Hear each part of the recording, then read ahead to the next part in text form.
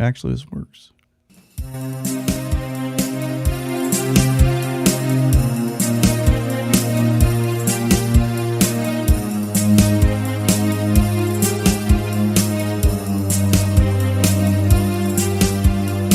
From the high plains of the Midwest, I bid you good morning, good afternoon, or good evening, whatever your time zone might be. My nod to the late and great Art Bell. I'm Keith Sharp. And I'm G. Dressel. And we welcome you to Life After Life, a paranormal webcast where we talk about the paranormal, UFOs, or the unexplained. And the biggest question of them all, what happens when we die? Stay tuned. Hey, good evening, everybody. How's everybody doing out there today? Good. Okay. I got to make a shout out to Regina, and I got a shout out to Miss Bonnie Rampy. Thank you for listening, Bonnie. Appreciate it. So, Garrett, how's your week been, man? Crazy. Yeah. Like how? This COVID stuff going around. Yeah, your whole gym got shut down, didn't it? Well, we shut down on Sunday because everything was really busy, but we're going to go ahead and take a break like Thursday, Friday, Saturday, make sure everything's really cleaned up and good to go. And right. It's closing in. Yeah, for you guys that don't know, Garrett owns a soccer gym, and he trains people. He played soccer at West Point, and that's the only reason you got in, wasn't it? Pretty much. Your scholarship. No, but yeah, he played West Point for West Point, which was pretty awesome. I'm very proud of my son-in-law. Thank you. I appreciate that. You're very welcome. Hey, how are your ribs feeling? They're actually a little better today. That was a mess. Oh, dude, it was just even breathing. I could feel, like I think I told you, I could feel them popping in and out when I would take a deep breath. And then I have allergies, so when I sneezed, it was absolutely horrible. Yeah. Absolutely horrible. We're just closing out the year 2020 on a high note for you. Dude, I'm so ready to end 2020.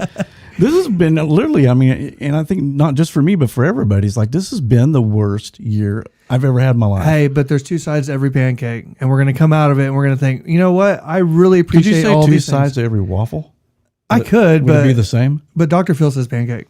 Is that okay? I was wondering where you got that from. Well, You say that all the time. I'm a huge Phil fan, Phil McGraw. So. What you need to do, that's his favorite thing. Now, what you need to do, you can't change what you don't acknowledge. Well, Garrett, we have a awesome show. I'm so excited. Yes, and I'm very excited to have this gentleman on. He's called the Military Medium, and his name is Dean McMurray. And Dean, are you there, buddy?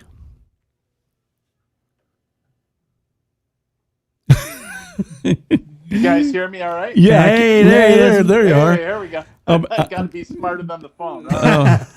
No, that's usually me, Dean. That's me pushing a button. That's definitely normally Keith. Yeah, and actually muting somebody. So, Dean, man, how did this all start for you? How did you become the military medium? Yeah, great question. And by the way, thanks for having me on. Thank you for being on. Yeah, absolutely. Well, got to share, was born and raised in northern Minnesota. Went right into the military right out of high school, like a lot of young men and women do. Right. Went on to serve 14 and a half years in the Army Infantry, about 6 of those years as a paratrooper in various units. And nothing really special, right? So in my words, nothing really special as far as, it was just part of the job as far as going overseas and government-sponsored vacations, as I like to refer to them, and makes me feel better anyways. And, and then I got out and came into the active duty Army National Guard. Okay. And did another 10 years with them in various administrative positions. But really how it all progressed was it was in my last 3 years of military service. And I had just returned from my last overseas tour. And I had just gotten back. And, my son was just born. And, there was a lot of things ending for me. And there was a lot of things beginning. what I always say is that's when all holy hell started breaking loose in my home. And what I mean by that is it was like the poltergeist times 10, right? In a sense where clocks and pictures started flying off the wall. Wow. And it was quite literal. Like wasn't just kind of dropping. It was like being flung off the wall. And I Wow. was like, holy crap, what's going on? And, and by that point, I would have been easier, or it would have been a little bit more at ease if I knew somebody was physically trying to attack me, or Right. Absolutely. because it would be something that I could explain. How do you Yeah. at that point in my life, I wasn't open previously, because I know people are asking, well, Dean, were you open to psychics, or did you do something? And I always go back and say, no. You didn't play with a Ouija board or anything, Dean? No, it wasn't like I always watched the shows. I loved it. Yeah, I same didn't here. want anything to do with it. I didn't, and I was brought up very in a traditional Christian household, and Yep, same here.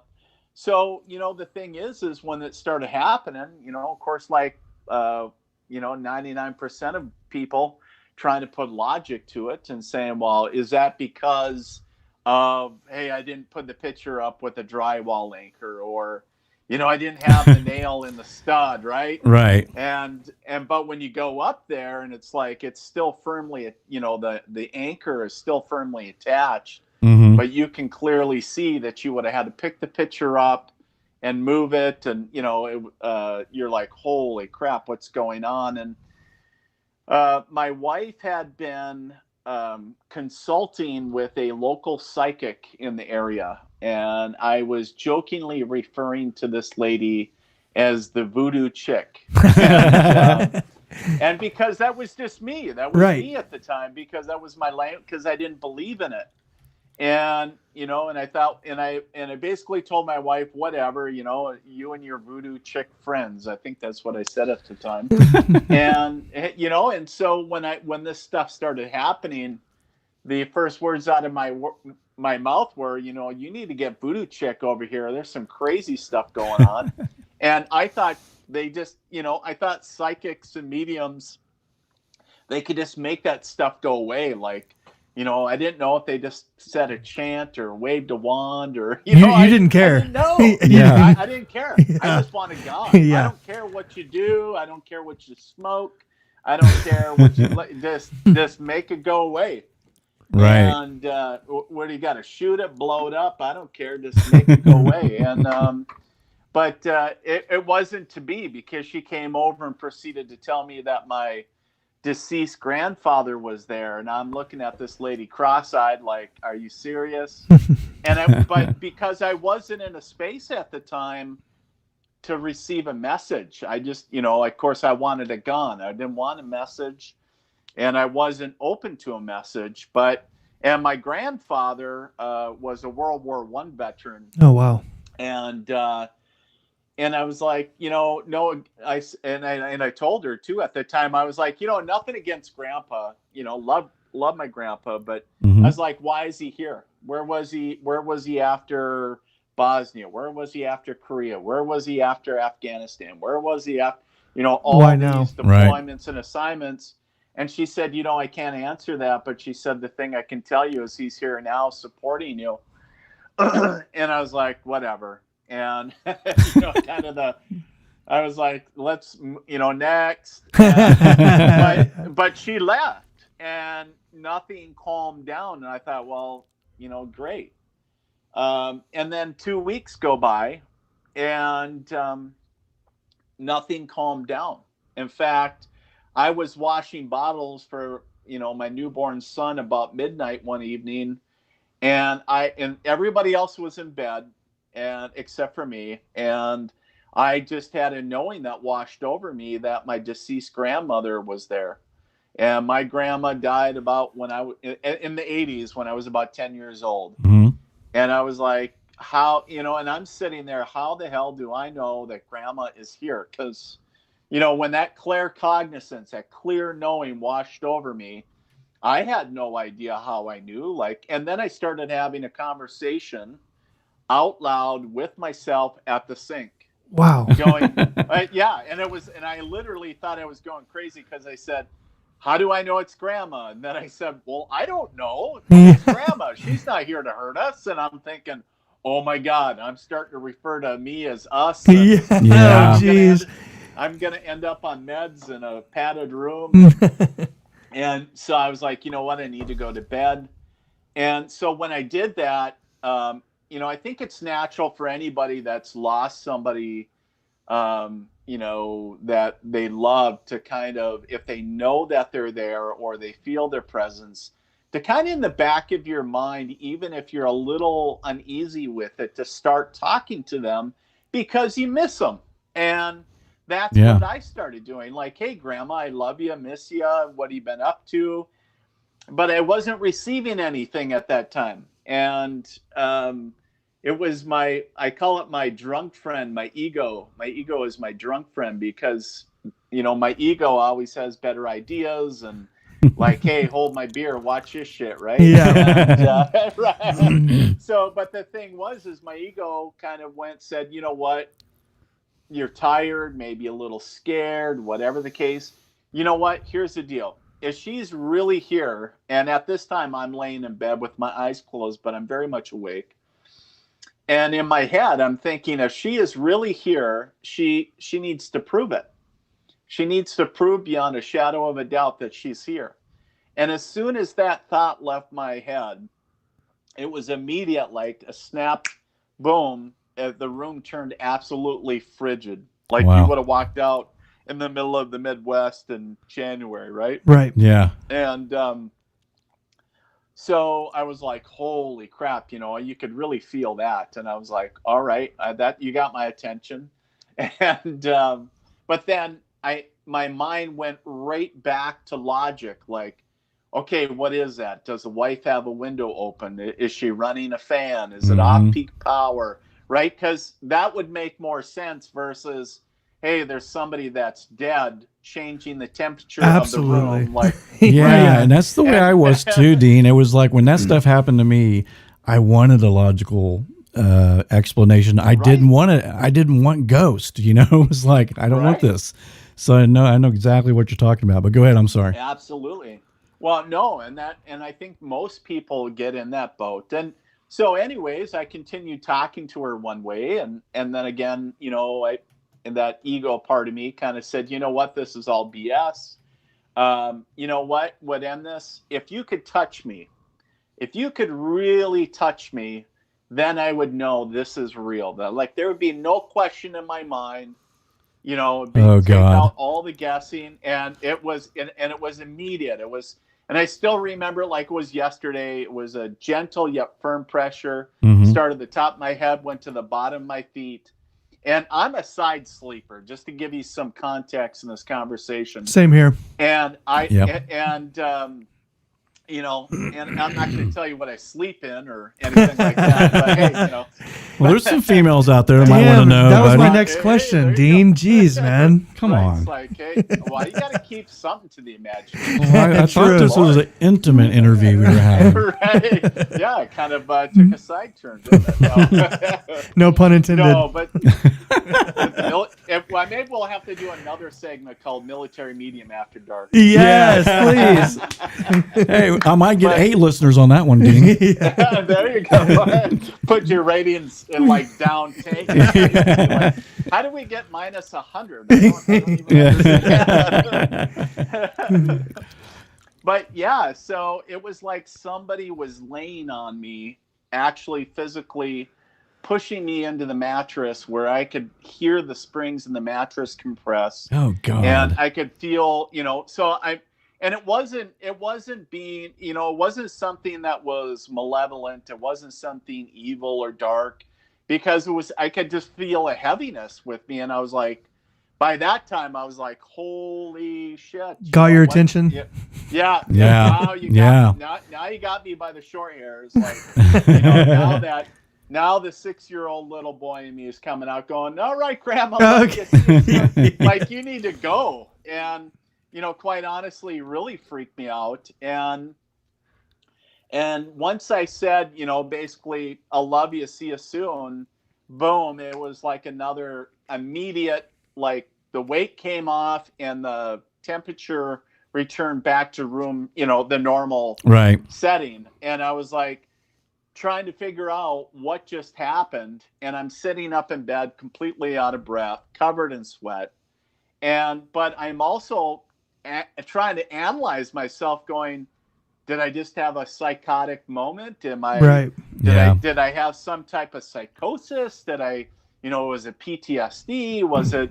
And I was like, no, you were awake, dude. You just had your eyes closed. And how did your wife feel about all this, Dean? Was she accepting of this?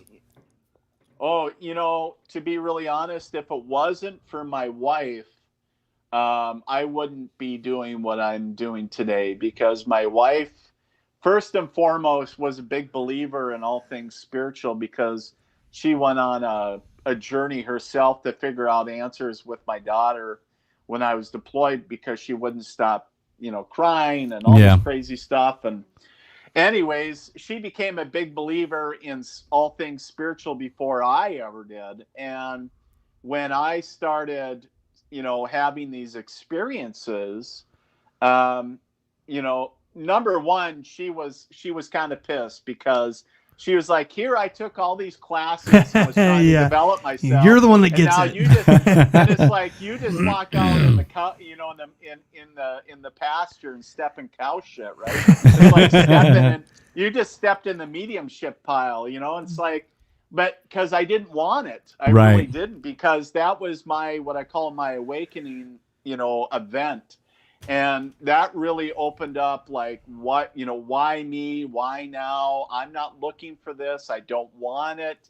And quite honestly, guys, there was a big time gap there that I tried to ignore it. Mm-hmm. And you ever remember that scene, like from Poltergeist, that little girl, when she's looking at the TV and that little voice, and she goes, they're here, it creeps the hell out of you. Yeah. Well, I just want to share that for context, because one evening, when in this time of trying to ignore it, my daughter, who was about 5 at the time, now she's 15, comes in our room over to my side of the bed, and about 2-3 o'clock in the morning, and goes, Daddy, there's a man in my room. Oh God. In that little girl voice. So you grab the 9mm. Right. And you're running and thinking there's some creep, some psycho in your dot physically. And you get in there and you got the lights on and you're ready to, handle business. Right. And then it dawns on you, like, oh, like there's somebody here, like not physically. And so you felt that. She did. And then my kids are super sensitive. I was getting ready to say, so it sounds like they have the special abilities you do, maybe. It's, my house is like a zoo some days, because, it's like some days where if I try to just ignore it, and maybe I just want to be focused on fishing, I just want to be Dean McMurray. Yeah. And instead of just, and maybe I don't want to be Dean the medium today, and I just want to go fishing today. And then, and then my kids will be like, Mom, would you tell Dad to talk to the dead people that are hanging out over by the fireplace? And I'm like, really? Well, they can come fishing with me then, because that's what I'm doing. It's like, really? Yeah. Well, that's what I was asking Keith about in advance before this interview.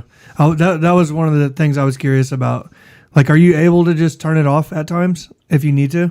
Well, one of the things that I learned early on, and I don't believe that you can turn it on and off, because it's always there. You can't really shut it off. Mm-hmm. But how good are you at ignoring it? Right. Turning it out. Because it never goes away. Well, that's probably a learned skill. Yeah, but when I was still working, so all of that stuff, I was in my last 3 years, remember, of military service. So when I was developing myself, having this awakening, I was still very much working Monday through Friday, 1 week in a month, 2 weeks out of the year.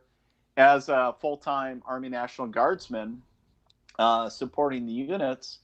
And so, it was, I was worried in the early days of what people would think of, like, course. oh, you're that guy, quote unquote, or right. And I was like, well, I just want to retire. I want to be done and, move on with my life. So I don't want to make any waves. And I just learned, like, hey, when I go to work, that's it. I put on the uniform. I'll concentrate on military stuff. When I come home, quintessentially, I'll put on the mediumship hat, and then we can play, talk to dead people all day, for the rest of the night, whatever. And but that was, as I got closer to retirement, I started blending both worlds, and because I became the old grumpy guy, and I didn't really care. I'm I was getting like, there what are myself. you gonna do? Bend my dog? You're gonna bend my dog tags, make me retire? I don't care.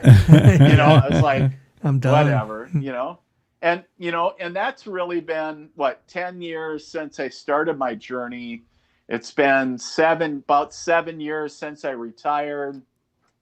So it's been a hell of a ride, and it's you never know what what situation is going to present itself, or Right. what I'll end up being doing. Yeah. So did you? crazy. So the military never said, "Hey, Dean, let's try some remote viewing," or did they ever talk to you about it at all, or did they try to shy away from it because they didn't want to be connected with it? No, I never had any of those conversations. I mean, honestly, to be really honest, if I did, I wouldn't be having the conversation with you about it. Yeah. Because I'm going to just assume that a project, and I get it, I love those stories about, and I've read, all the military stories about, remote viewing and all that, and I love it. And it is super intriguing. But, I was never brought in because if they were aware of it, they certainly didn't make me aware of it, because I had no inkling at that time at any point other than the last part of my military service that I had any abilities. Right. And by that time, you were trying to coast and just kind of get out. And, I was no waves. I was ready to pull the pin, and I already had my retirement letter in. I was just doing my time to, get out, go work for the VA. That was the plan. So how quickly after you retired did you go full on medium? Immediate. It was. Well, it was. Yeah, you had to. It was you were called to it. Well, absolutely. And my wife knew before I did. And she was like, because, I kept on being told by other, I guess, people with abilities that prior to me retiring, like, you're not going to do what you think you're going to be doing. And I was like, whatever, dude, you're smoking your sage, right? You're smoking. And I would, and I'd always, because I didn't see it. I had no clue. And, as I got closer and as more things developed and, one door led to another, it was very natural for me to retire. I did that so we set up in January of that year. I set up all the business stuff. And then in May, I started my what's called terminal leave, for anybody familiar with military leave, but I had a lot of leave built up, and I started my terminal leave, and I started working immediately full time. But prior to that, I had been giving readings for, about a year or better, just for free. I hadn't been really charging up till that point. And because I was practicing, and I didn't really know what it was going to look like. I was like, I was actually joking. I said, oh, what am I going to be doing? Giving readings in my basement? Am I going to be giving? And I think somebody up in heaven, I can just picture somebody laughing their butt off, going, yeah, you will, in your basement and Ubers, and then and then tour boats and anywhere that you're guided to. And, Yeah. it's like, or anybody that reaches out to you. You and turn it's into like, Chip Coffee. Right. So, yeah. So. Start selling scarves. Right. Yeah, I know. I love Chip. I do Chip. too. He is such a Chip sweet guy. Yeah, he is. And he was he was doing I had been doing the Paracon in Mahnomen, Minnesota every year, and of course Chip would always come up, and of course Chip gets to know everybody or the vendors over time. And one term that I love that he was talking about, he was like, God, he said, I have what they call spiritual ADHD. And, he said, you start talking to one dead person and then another one shows up. You're like, ooh, it's like over here. I said, oh, how true is that? He's such a downer. Yeah. I met him, I think in 2015. I went to one of his conferences, and, he was such a down-to-earth guy because he had a break. And the smokers went out and smoked. I wasn't a smoker at the time, but I went outside. Or I might have been at that time. I don't remember. And he was out there in the parking lot, just talking with everybody, during the break. Right. So just a great guy. Well, a lot of, and you really think about it, right? So all these folks that have shows or have been on TV or, I know Chip, he's done some theater and some acting as well in his younger day. But, these guys are guys just like you and I, yet they do things that, they've had the opportunity and the blessing to, do things on a national spotlight and, have a lot of notoriety. But at the same time, they're just like you and I. Right. And, and they are really down to earth like Grant Wilson, if you've ever had the opportunity to chat with him. Just a really great guy. And really, when you get beyond all the BS of, the hype of the shows, which they're great. Yeah. But at the same time, these guys are just, people like you and I that, were happened to given a great opportunity for whatever they do. And and he's a hell of a musician too. He is. I didn't know that. Oh my God, he can play piano like no one's business. Really? Yes. That's Chip Coffee, you said? No, that's Grant. Oh, Grant. Yeah, okay. Grant, great musician. I didn't know. Oh, that's right. He has a couple music CDs, right? He sure does. Yeah. When he left Ghost Hunters, that was kind of, I think, the reason he left. He wanted to pursue some musical, his musical career a little bit, and he did. Huh. Wow, that's cool. Huh. Yeah. Wow, that's cool. You see, stuff you learn. Yep. Yep. But yeah, so, and I mean, it's really cool because I think every niche area, the paranormal and the psychic and let's just say the holistic or metaphysical, has some really cool people out there that are representing. And I think a lot of them too are, doing a very, what I would say is some of them are doing a really good, legitimate job of being very authentic. Right. There's always the folks out there that are, how do we want to say it nicely, that aren't giving, hardworking. Hardworking. That was actually going to be my next question for you about the, there's a whole lot of, sure there is. Zach, I won't say his name. Yeah, we get it. Sensationalizing. Absolutely. The fear aspect. And can I say one thing? And I probably need to edit this in case Zach ever watches this, but I don't think he will. But just, the fact that, he bought the Tate, not the Tate lobby, the La Bianca house, which was the Manson murders, site. Right. And his plan was he was going to have like this big seance thing going through, and I thought, God, that's not a good idea, Zach. That's really bad, bad taste. And he finally, I guess a lot of people complained about it, and that house is now back on the market. So he's selling it. Really? Yeah. Huh, interesting. Here's the thing is that, regardless to what, if you stay true to your heart, I really believe that, good things will come to you. But if you sensationalize fear, if you sensationalize things, and a lot, I get it. How do I want to say it? That does sell, and a lot of people love drama. Sure. They love fear. I mean, that's why the whole horror series and everything, makes so much money. Yeah. But at the same time, people want authenticity. I know a lot of times it's boring. Like sometimes it's, it's like, well, it's not all, it's not always glamorous. It's not always Right. ta-da. But at the same time, Well, the majority of real ghost hunting is 80% of the time you're just sitting around and nothing happens. Right. And those networks have to put those guys under pressure, like saying, "Hey guys, it better start getting scary or we're dropping the show." Absolutely. Well, they want. Well, what's at the end of the day, what's they're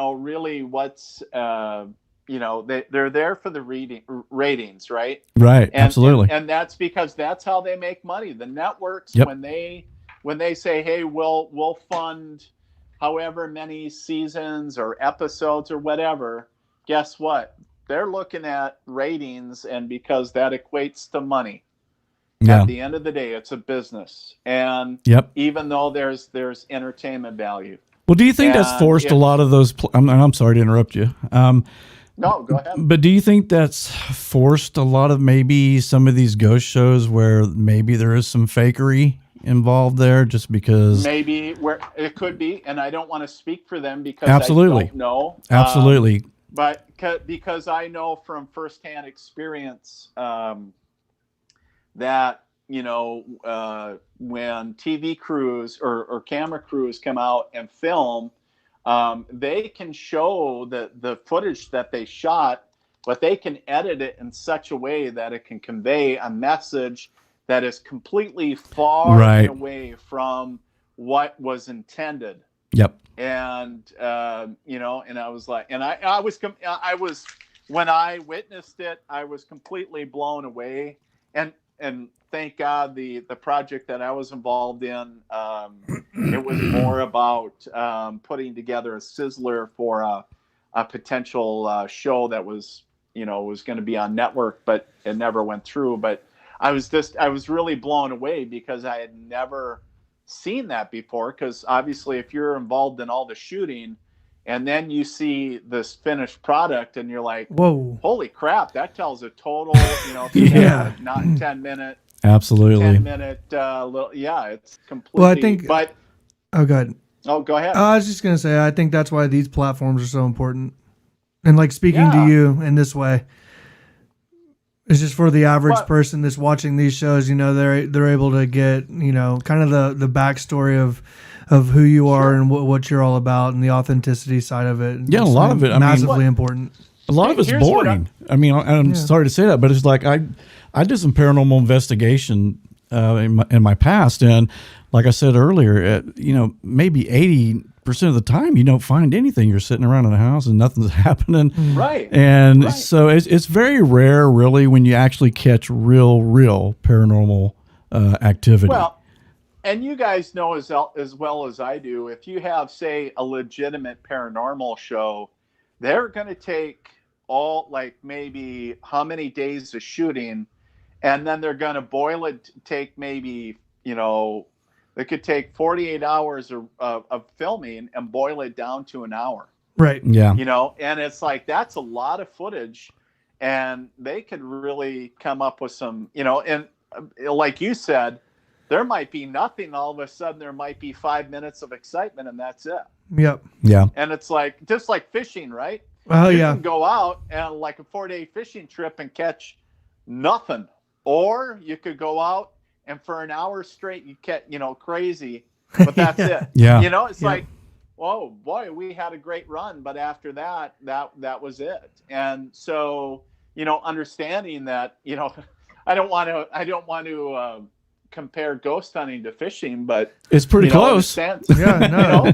You're waiting for, what you hope is going to happen. You're really trying to do what you can, but anyways, that's, unfortunately there are people that sensationalize the fear aspect, but here's what I'm going to share with your listeners. Okay. this is Dean's personal 2 cent advice. Take it, leave it, whatever you'd like. But this is how I kind of lead with myself personally. I believe that we all have a built-in bullshit detector, if you will, and that's our intuition. And Yes. if something tells you it's off or you don't resonate with something, guess what? You have the ability to turn the channel, click the button, whatever you're doing, and move on. It doesn't mean that the individual or the show that you're watching or whatever is bad or whatever, but it just means that it's not in alignment with who you are or what you want. But if you choose to continue watching, that's your deal. But at the same, and because you want to, so make that conscious choice. But if something or someone or a thing or organization, if it feels off, keep on walking. There's nothing saying that we gotta, and that's your intuition. Listen to your intuition. I like to just keep it real and just say it's our built-in BS meter. If we choose to listen to us saying, I don't really like their format of their show or whatever, guess what? Pick up that remote. And yep, exactly. Click it. Yeah. Turn it. Thank God we all have a little internal BS, So Dean, how many people are listening? That's to it, you got to tune in. You got to tune in. Absolutely. Yeah, that's right. That's right. So Dean, do you think we all have that talent if we tuned into it by meditation, or do you think this is like a special gift you have? Well, I do believe, it is my personal belief that we are all healers. We're all mediums. We're all intuitives.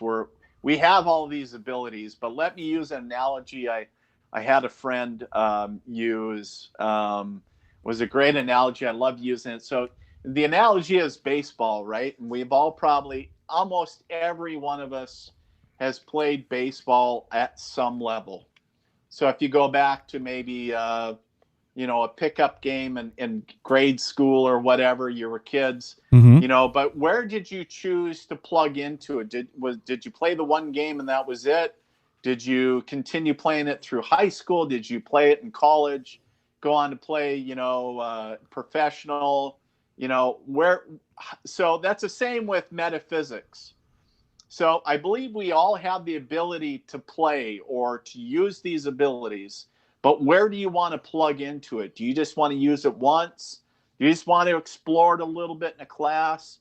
Or do you want to continue, developing it to the point where you go on and do it for business? Do you want to do it professionally as far as, hey, I want to use it. I want to be like Chip Coffey and John Edwards and, those guys. I want to be to that caliber, and whatever reason that is. But you have to figure out where you want to plug in at and what your goal is. But that's a great analogy.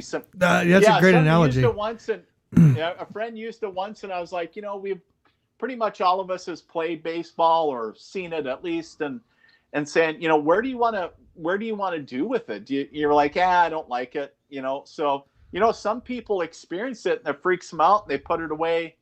And they never go back to it ever. Or they don't recognize it. Or they don't recognize, And what's crazy, because this opens up another, conversation, but I've had tons of clients, even older clients that come in that are now in their 70s, some even in their 80s.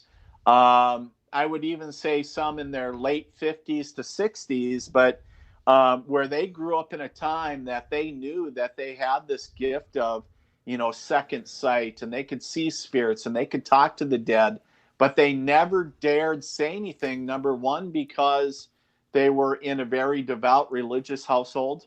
Yeah. Number two, if they said anything, they knew that they would end up in some type of sanitary, or, they would end up in a mental institution, quite literally. And on medication. And that happened to a tremendous, I'm not a psychologist, but, that happened to a tremendous amount, and it still happens today. But it's a misdiagnosis of folks. But I had a lady one time meet with me, and this was years ago, but she was like, "Oh my God, tell me that I'm not crazy." Right. And and I was like, "Well, it sounds really bad, but I'm going to tell you first and foremost, this as a a little cover my ass. I'm not a psychologist. I can't. But I was like, it sounds to me like all signs are pointing that you're having a spiritual experience." And I said, that's up to you what you choose to do. But Right. when you start talking about diagnosing, and I can't diagnose, I can't, but all I can do is give people advice, and if they choose to take it, that's when they But get I wonder into. how many people maybe, that do get locked up or because they're hearing voices are actually just psychics. And, Well, maybe you need to do maybe you need to do an episode on that, just Absolutely. to like put a call out there saying, "Hey, have you ever had this experience or know somebody that did?" And where they were claiming that they could talk to dead people, and they were locked up, or maybe you were, and saying, was it ever proven that you were misdiagnosed, or exploring that, because over the years I've had more and more people come to me going, "Please tell me I'm not crazy." Yeah. And Yeah. I'm like, wow, this really tells me, when I hear it more than once, tells me that there is people out there having these crazy experiences, and Not knowing what to do with know. it. Yeah. Well, right, because I thought it was going crazy. See, I was gonna bring that up. Like, I mean, going back to that moment when you're in your bed, Yeah. sleeping on your side, as we all do, and your eyes are closed, but you're fully awake, and you're battling inside your brain, thinking, "Man, am I going crazy?" And you could have very well just ran with that, and the next day went to the doctor, and your wife could have freaked out. But luckily, you guys had a little bit of a history with the psychic coming in and these experiences, and you had the wherewithal to kind of grind it out and say, all right, we're going to get down to the bottom of this. And I just don't think everybody probably does that. Right. Most people are probably thinking, I got to get to the doctor. I got to call somebody, Right. Well, that's the thing that would bother me. My God, I mean, how bad would that be though? I mean, because I remember Chip talking about this to us too, is he said, you get all these voices talking at once, because he said, it's almost like he's a light. They're attracted to him. They are so wanting to get a message through. Right. Yeah. And so he may have 15 voices going on. He has to tell them, hey, shut up. Right. Stop. Right. One at a time. I can't imagine, like, what if you're laying down to go to sleep and then about 30 spirits come to you at night? And, sometimes that can be a very, especially when people are first developing their abilities, because it's like I equate it to drinking from a fire hydrant when you first start, because it's like all this information, all these spirits, like, hey, it's like all of a sudden they see Dean's, and that's great that you mentioned the light, because it's like, I always think of it as like a street light on in heaven, right? Mm-hmm. And you get all these spirits are like, oh, Dean's lights on. Let's go and visit him. And it could be 2:00 in the morning. Absolutely. They don't care. They don't have a concept of time. But Dean, everything goes to the light. I mean, even if you look at bugs, June bugs, moss, they all just crash into the light. Right. It's like, why are these insects going to the light? Yeah. Everything. Yes, everything goes to light. It's great that you bring that up, because one of the things that becomes even harder for people that are increasing their awareness in spiritual development, and also their inner light, right? So as you increase your vibrational frequencies, right, and your abilities, and it's increasing your inner light in a sense, and it seems like it attracts more negative, like the bugs, to the light. The bigger spotlight you got, the more bugs in the summer. Absolutely. Right? Yeah. And it seems like the higher, the more developed you become, the harder it is, because, you're attracting more negative, because they need the energy. You're putting off more energy, right? and these lower dense entities are like, ooh, I need a I need a Red Bull. But at the same time, that is where you conversely learn good boundary rules with those that are in spirit, and you learn how to set boundaries, because otherwise you would get so very sick. We see these mediums that and some of it is very legitimate, like where mediums or other empaths or sensitives will go into a scenario, maybe a home that's known to be very active or whatever the case is, and where they'll physically get sick, right? Mm-hmm. And they'll get like whether stomach or whatever, so energy can, if something is sucking your energy, you can get really sick with that. And, absolutely. Kind of put you right on your ass. So hey, I got a question for you. Yeah. So my wife and I were really into Lisa Caputo. I think that's how you say her last name. The Long Island medium. Caputo, yeah. Back it was probably 3 or 4 years ago. We just were binge watching Long Island Medium and just so intrigued by it. And actually, my grandmother, when Lisa came to Tulsa, was able to go sit in on one of her shows or whatever you want to call it, in her readings. And so I always had the question, like, is she, like, when you talk about setting these boundaries, are you setting these boundaries? Are you speaking out loud? Are you using your inner voice? Like, how exactly can you explain it, like in layman's terms, to somebody like me who doesn't have, quite the knowledge of how that works? Like, what are you feeling when you're doing that? Okay, so I want to set the record straight that, because I know you brought up Teresa. Teresa, yes. So I don't want to speak for her, because let me say this: a medium is a medium is a medium. Right. We all do the same thing, but we all do it differently. Right, absolutely, yeah. So, but now for me personally, the way that I do readings is when I get that, when I set boundaries, it's more of an internal dialogue. I don't have to say anything out loud unless I want to. And it's not because I don't need to say it with the physical world. I need to say it with the spiritual world, and I don't need to say it out loud. So what I basically can do is just, internalize, and through my, if you will, my mind's eye, or in my mind, and saying, hey, here's the deal. And early on, I had to set boundaries with those in spirit. But basically the way it is like, hey, damn it. Usually it starts off with you're getting bugged and it's late and you're tired and you're cranky. And so you learn, and basically you get to the point where you're like you would with your kid, like, all right, damn it, now go to bed. And here's the phone. Go to bed. Right. But it's like you get to the point where it's like, I need sleep. I am still in this meat suit. Yes. You're dead. I really had a real conversation, and I felt kind of silly, but I was like, okay, quite honestly, you don't have to get as much sleep, or you don't need sleep. I do. Right. And saying, so here's the deal. Here's how it's going to work. If you want to talk with me, the way it'll work is I'll set hours. This was way early in my development.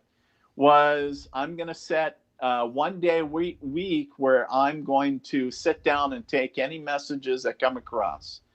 But also, if you just want to show up, you can visit me from the hours of, and I set up visiting hours. It's perfect. And because they were quite honestly bugging me and bugging my kids, and I was like, I was having a hard time controlling it.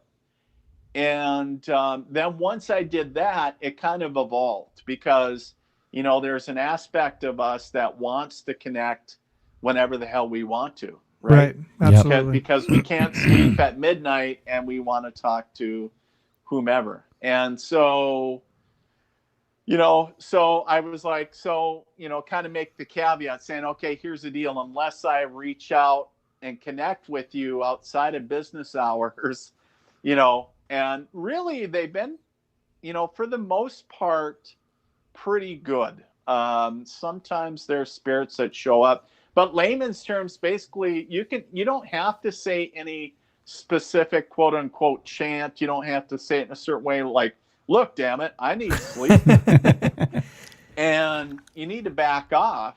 Well, it's almost like too, like if Dean is extremely exhausted and this is never ending, I'm sure your light's dimming a little bit.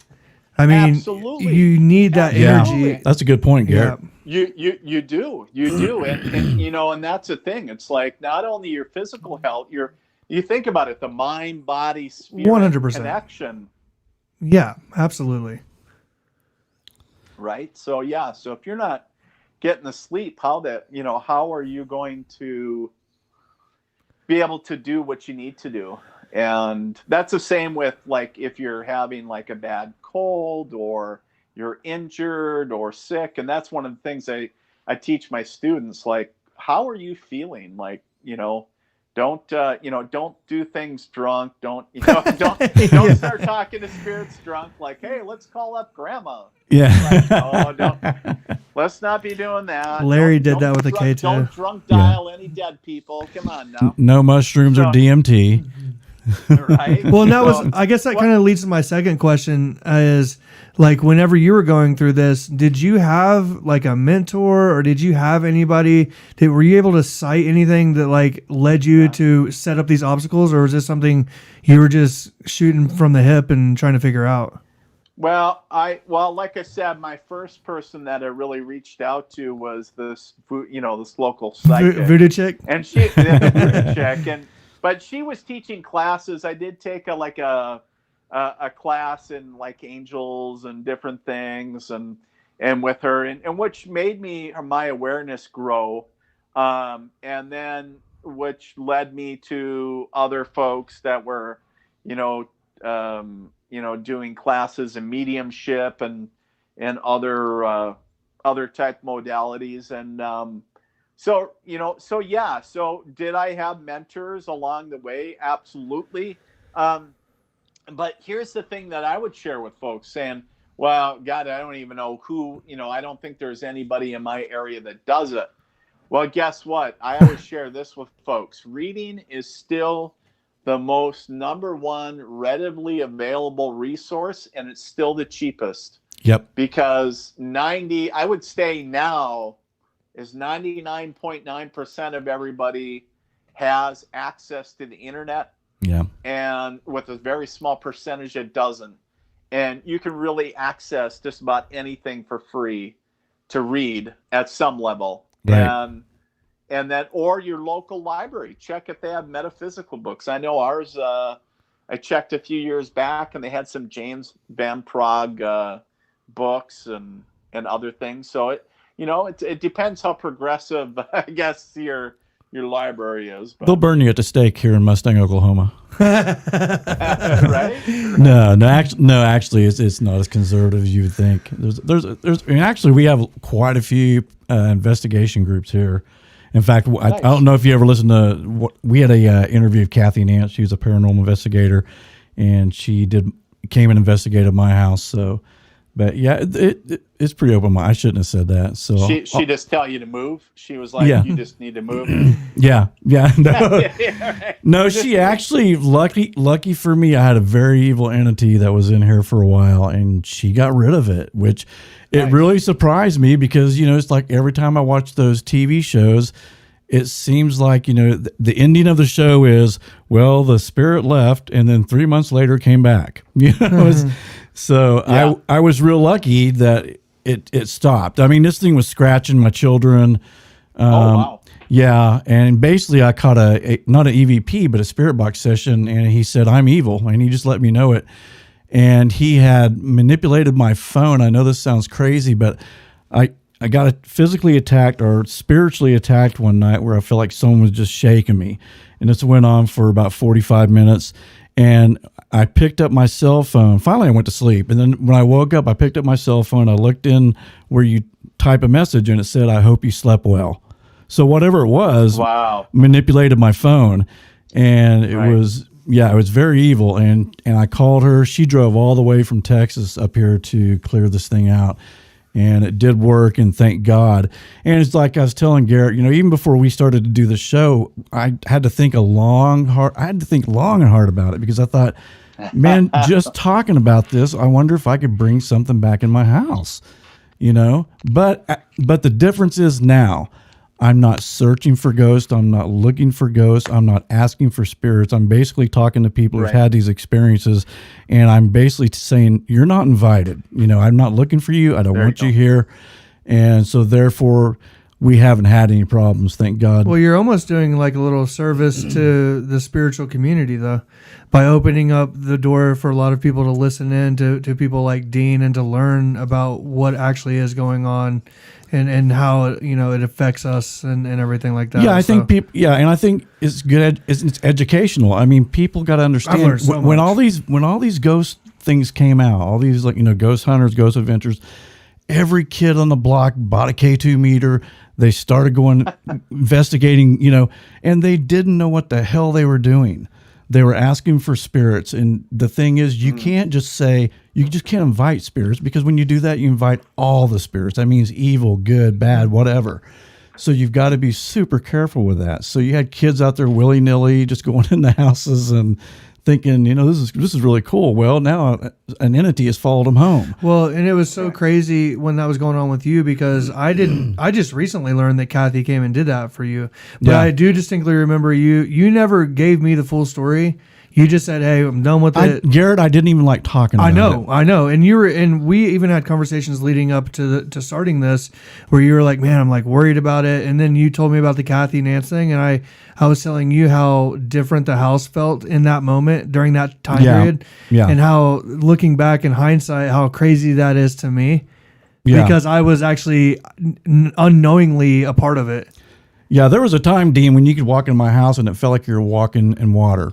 Like it was that thick. Really? Yeah. Yes. Wow. Yeah, and I didn't know. I was just coming over to visit my father-in-law. Sure. Yeah, he was dating my daughter at the time. Yeah. And he's I kind of didn't say anything to him, but he spent the night on the couch, and he would experience, Like a respectful young man. Yes, by the way. I wouldn't let him stay in the same bedroom.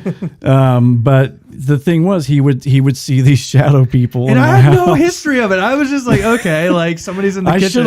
I should have talked to you about it, but I didn't want to scare you either.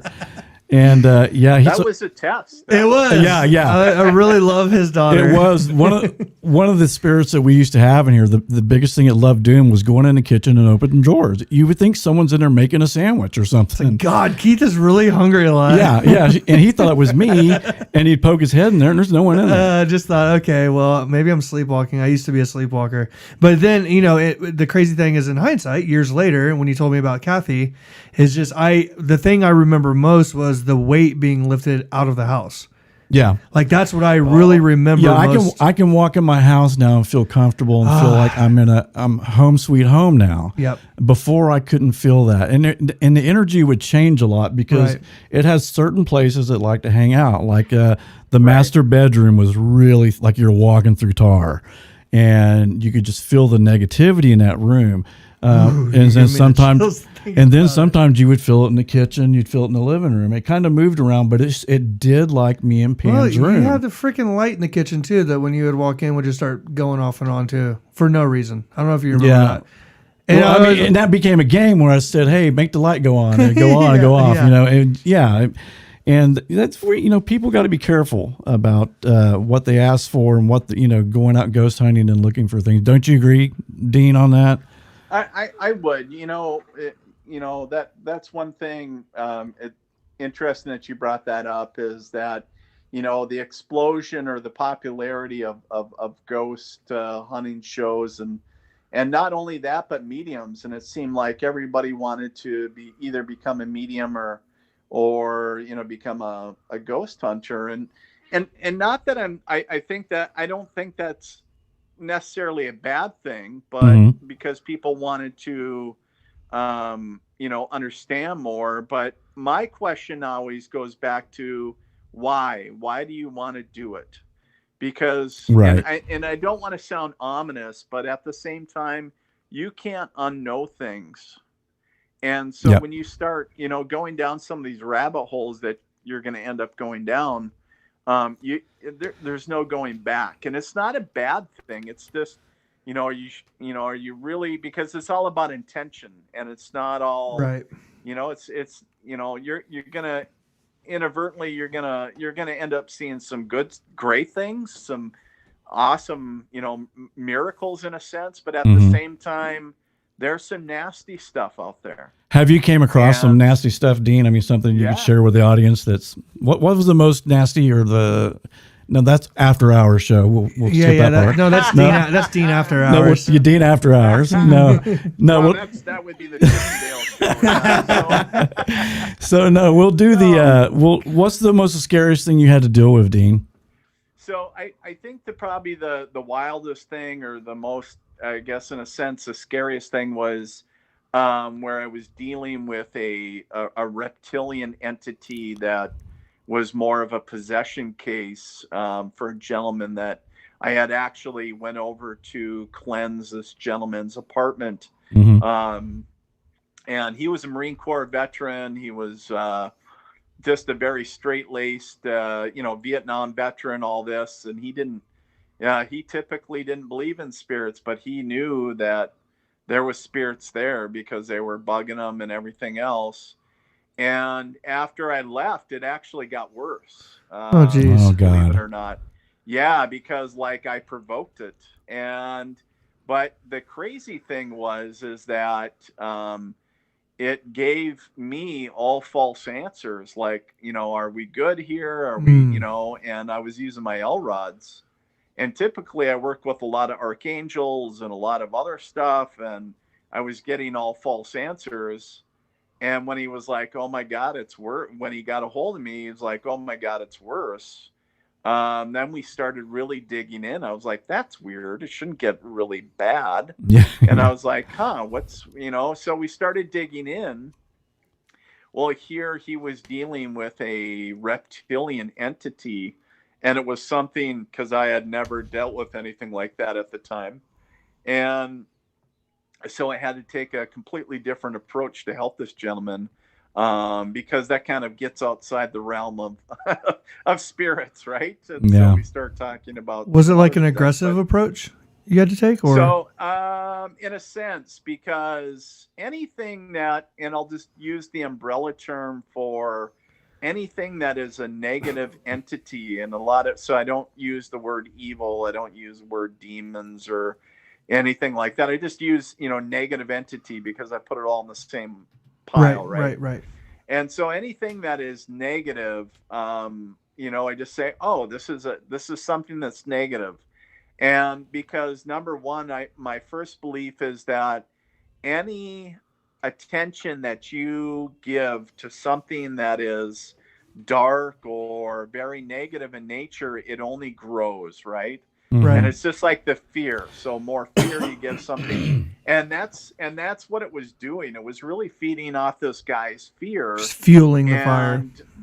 Yeah, and it was really getting strong to the point where it was like a physical manifestation, and it was almost to the point where, well, it was kind of like where he was, in a sense, physically manifesting it himself, but it was more of perpetuating it in the sense. He was almost like, fueling the fire, so to speak. Inadvertently. And so we had to take a more personal approach, saying, hey, we need to focus on you before we focus on this thing. Oh, that's interesting. And yeah, so it was a completely different approach than, hey, let's get this spirit to cross over. Let's bring, it wasn't, so it was totally different.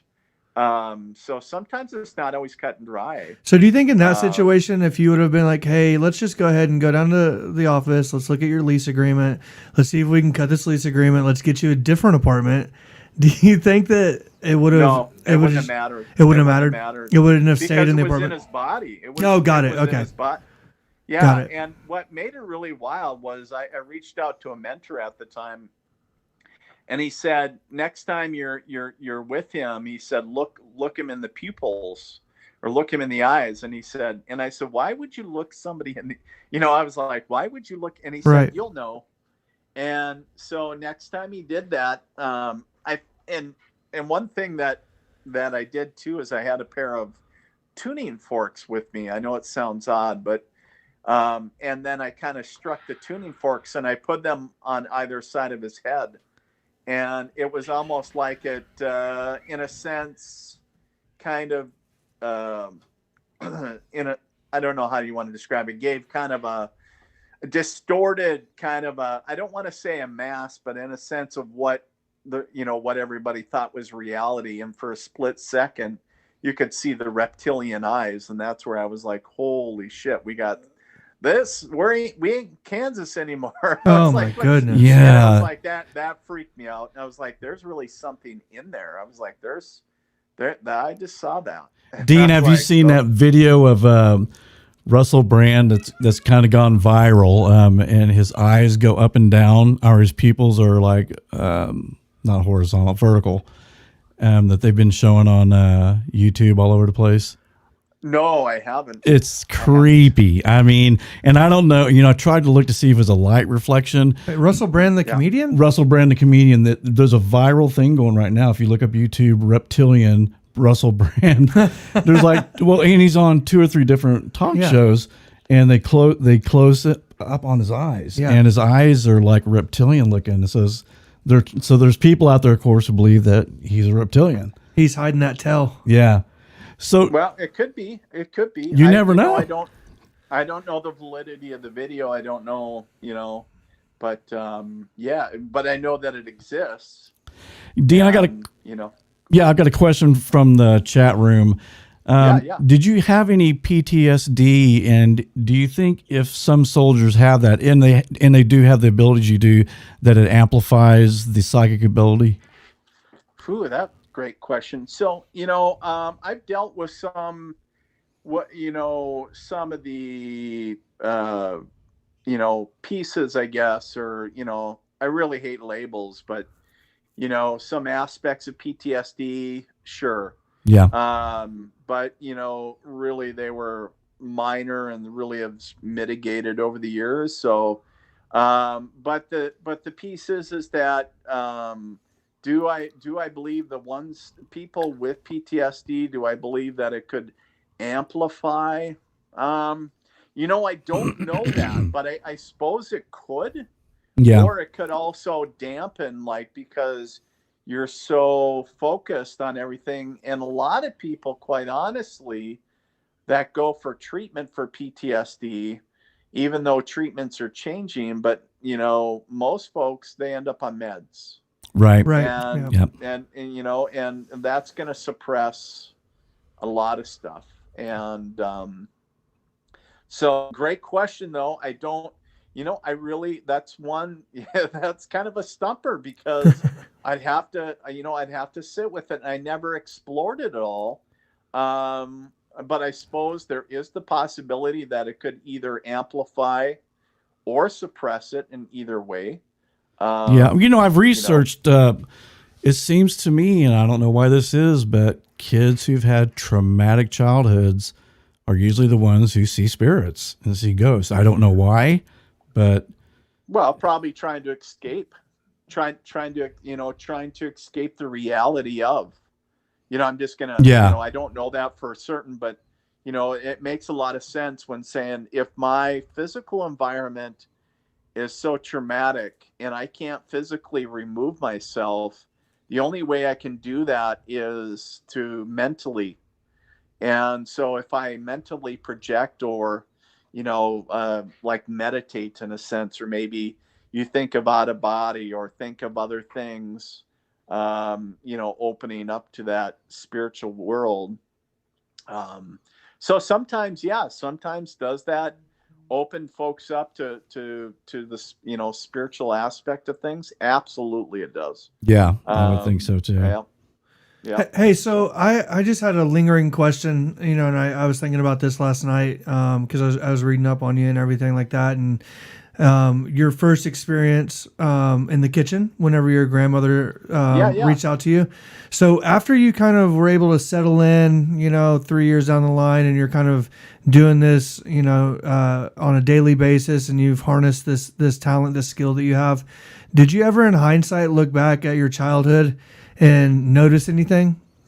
Were there like any experiences that stood out to you? Like, oh man, you know, yeah. So it really did. I was actually, because somebody said you should write a book. You should. You should. The question, and because the question always comes up, like, did you know when you were a kid that you had this ability? You know, were you sensitive as a kid? Was there something that happened in your childhood or in the military that maybe you weren't aware of, that, you know, caused this chain reaction? And so I kind of went back and, you know, in the bits and pieces that you remember. And so I do remember little things, but, you know, but when I kind of came out of the metaphysical closet, as it were, my mom said, "Oh, that totally makes sense. You were such a sensitive boy."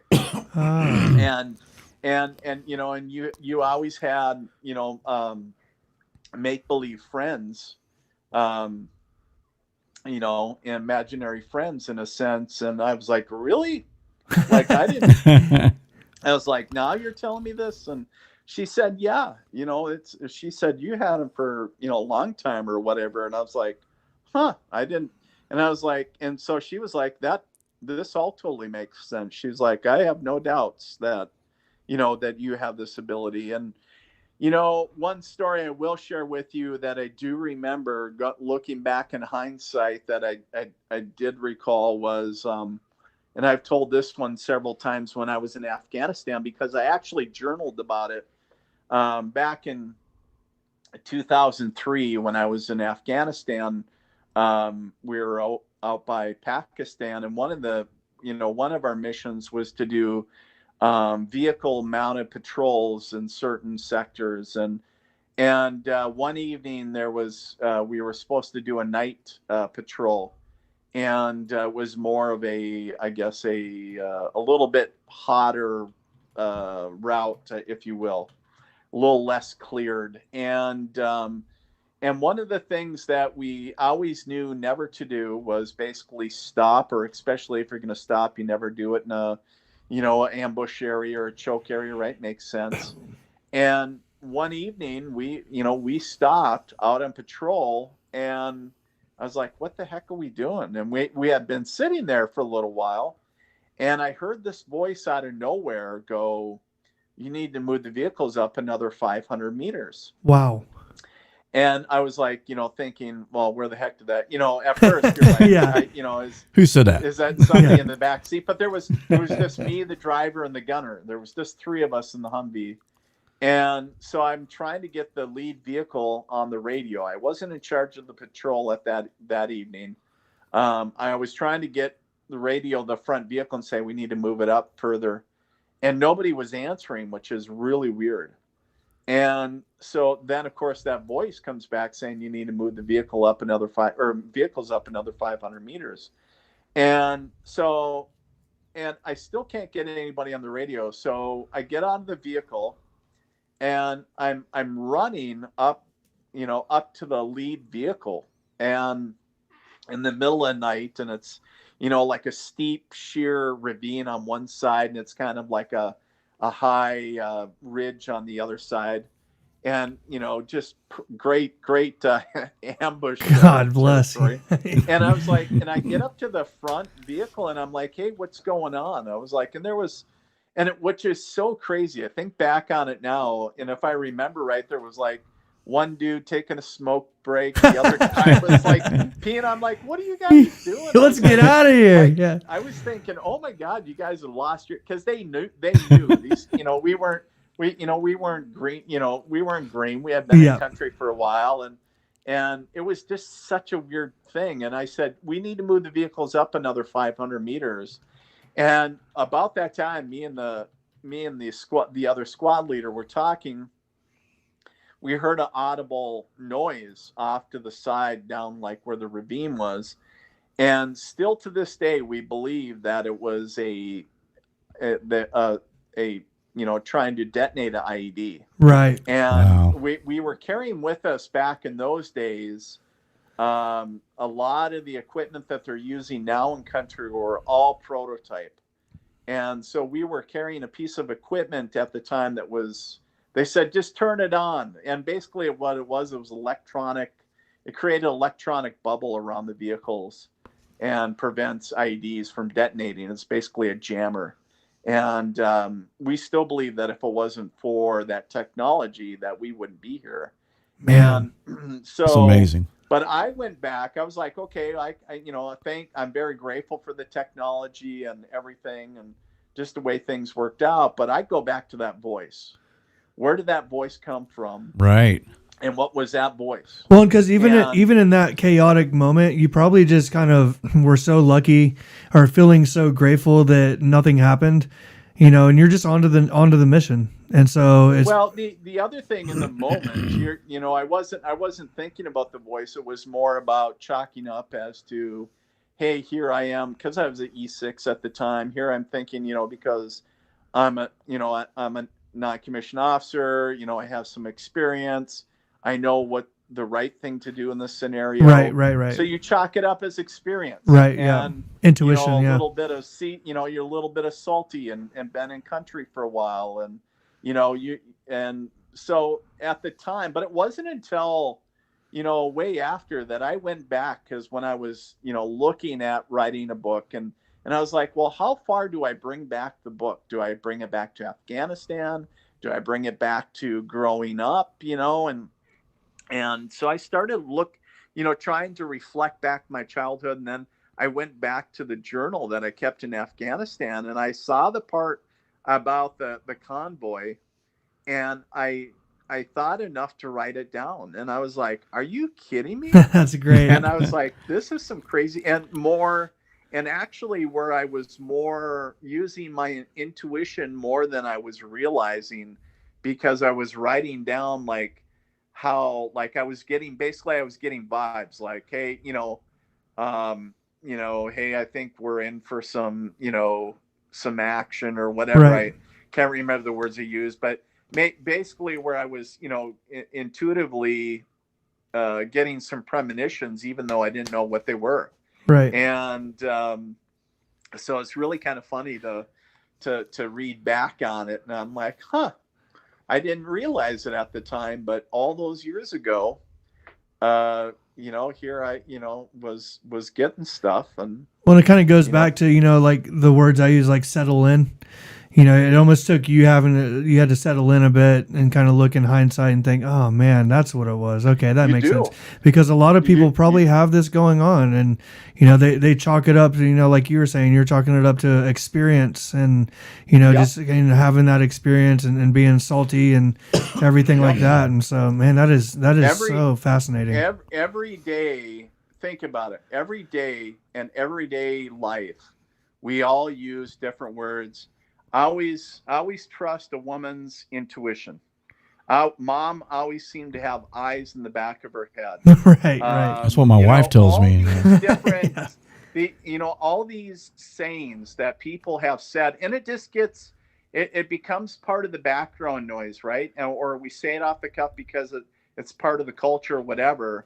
But truly, when you start learning the true meaning of some of that, you're like, holy crap, there's actually meaning to that. Like the intuitive piece, or like maybe mom or somebody had foresight or a premonition that they never said. It's like, I knew that was going to happen. It's just like, some of these things that, and of course, some people will use different words, like it was a God moment. It was, the angels, whatever. And that's fine.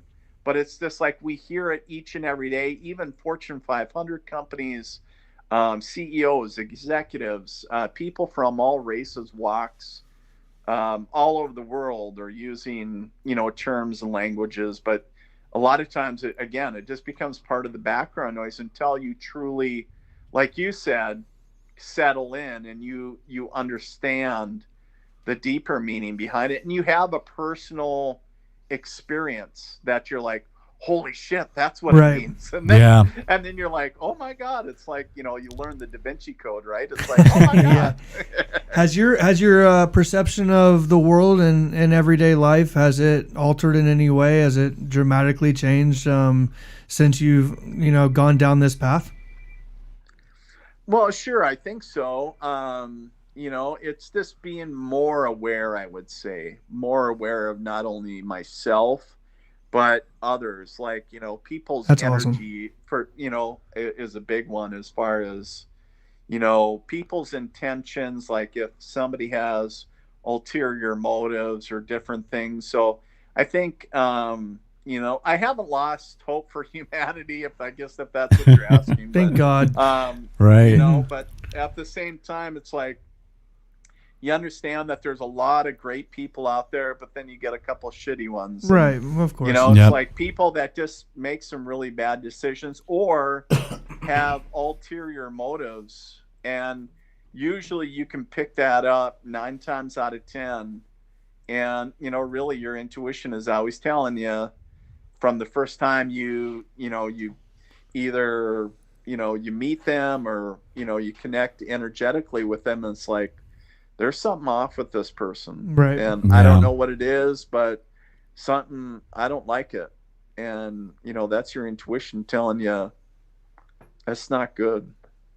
Right. So, well, are you ready to do me and Garrett's reading? Oh, we're doing reading. No, just kidding. Yeah. Let me ask you something, if I may, and I'm sorry to even ask you this live. But I had a guest named Bonnie Rampy, very interesting lady. Awesome. Bonnie's amazing. Yeah, she can actually summon UFOs every night at her house. Nice. And she's in the guest chat, and she was like, I want to call. Would you mind if doing a reading with her? I'm sorry, go ahead. Yeah, would you mind? You faded out for a minute. Oh, I'm sorry. She's in the chat room right now. She's asking, would it be okay if she called and you did a reading with her? Yeah, absolutely. Okay. Absolutely. Do you want to do Bonnie first, Garrett, or do you want to? Can I say this real fast? Yeah. Dean's so awesome. Yeah, you are. Dean, Thank you're you. awesome. You are. Thanks, You're guys. super cool. No, You're making me blush. You're No, super cool, man. Watch us end the show, and he's like, "Don't you ever do that? Yeah, you will never ask that again. We should have did that pre-show." I'm sitting over here drinking my champagne and eating my caviar. Okay, Bonnie. Absolutely. Bonnie, go ahead and give us a call. I've got the phone ready, and we'll get you on. No. We think we have the phone ready. We shall there's see. something always goes wrong. It's just the way it is. So, Bonnie, you got 5 seconds. There she is, but it's not even. Let's see if it's coming through here. If it's not, I'll make sure it does. Okay. Bonnie, you there? Yes. Okay, so Dean, can you hear her okay? Kind of faint, but I can kind of hear her. Bonnie, say something again. Hello? Oh, Hello? All right, I can hear you. Okay, is it too loud or? Hi, Bonnie. Okay. Hi. All right. Hi, thank you so much. All right, Dean, so work your magic with Miss Bonnie, and me and Garrett will just So listen. Miss Bonnie, all right, Bonnie. She summoned UFOs, by the way. She summoned. See, I didn't want you to UFOs. tell him that. Yeah, I mean, why are you feeding the medium? Good Lord, what was going on? Dude, I'm trying to help you out here. Yeah, come on, Dean. All right, Bonnie. So a few things. So one thing with me is, I think I mentioned earlier, is I work a lot with archangels. So sometimes they'll step forward in the reading. But what I want to say is, first and foremost, we have big energy with Archangel Raphael.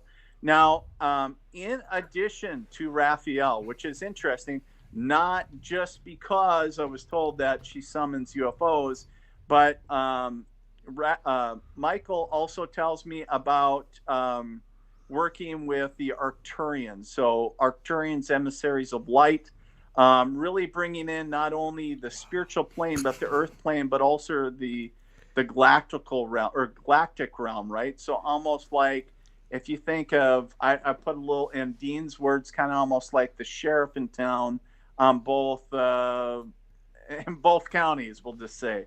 So so a lot of protection, but almost like patrolling both areas. And it kind of feels like, for Michael, is really bringing in a lot of protection on the spiritual plane, and then the earth realm, and then the Arcturians in the upper reaches. So just understand. Now, there's also a connection to your back there, and it feels so odd. And this does not feel like a bad thing, but it feels like they're tethered into your back. So it's really kind of interesting the way that they energetically connect to you. I would just, the only thing that I'm told to be cautionary around is because that is a very sensitive area for you. So whether you typically have a lot of soreness, and obviously we understand that people have back issues, but at the same time, because the energetic tether, you can tend to have more problems than most. We do want to talk about Archangel Raphael, and Raphael, we understand, is all about healing and is all works with healers. So at the same time, it's interesting because Raphael also works with the color green, but also in your instance, Bonnie, is also working with the colors yellow, or like a golden yellow, and then like a blue as well. So it's like a different type of, it's like some, I don't want to say a weird modality because that sounds bad. It's like something different, like nobody has seen, and it's very powerful in a sense. So it could be either immediate healings or something like that, but it feels very grounding and very good at the same time. And last but not least, with the angels, we got Archangel Gabriel coming in. Of course, we understand as Gabriel is the messenger, but also Gabriel brings in messengers as more of like how humanity, in a sense, can better itself. And it's interesting because on this platform, typically when we connect to when I connect to Gabriel, it's more like, hey, let's talk to some dead people and let's get, the messages in.